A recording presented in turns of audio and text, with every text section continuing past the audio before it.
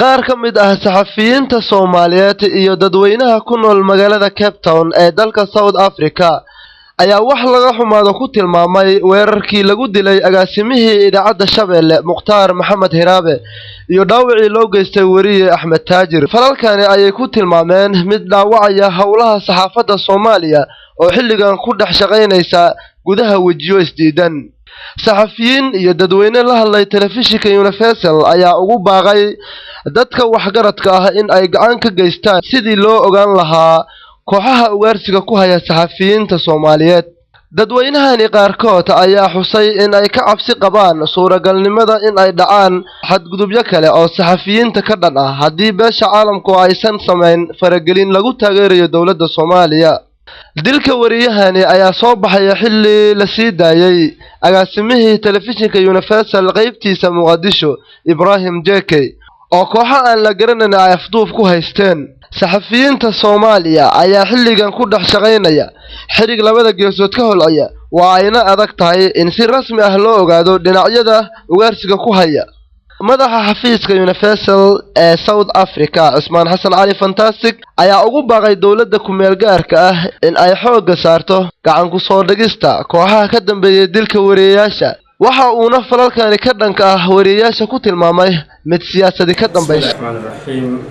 walaal magacaygu waxa weeye Cibaar Sheekh Cali Cibaar oo ka mid ah aqoon-yahaniinta ku dhaqan dalka Koonfur Afrika gaar ahaan magaalada Cape Town.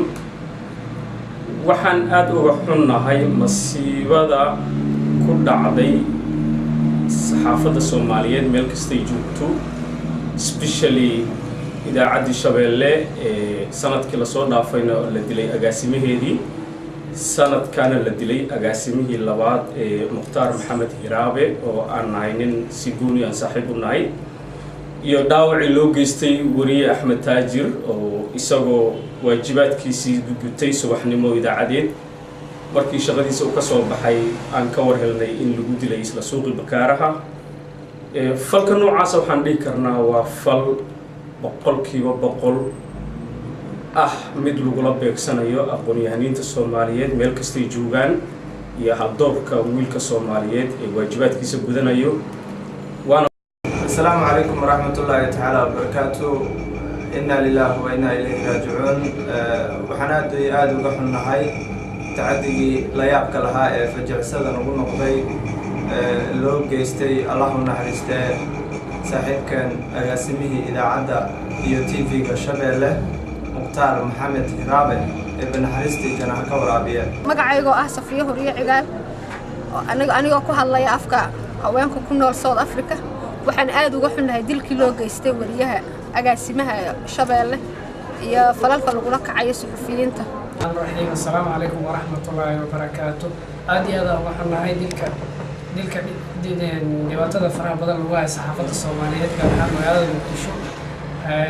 Allah u naxariisto saaxiibkeena agaasimihii idaacadda Shabeelle dilka wariyahani ayaa noqonaya dilkii shanaad ee loo geystay saxafiyiinta Soomaaliyeed ay meel kasta ku nool. Abdullahi Ibrahim, Universal TV, Cape Town.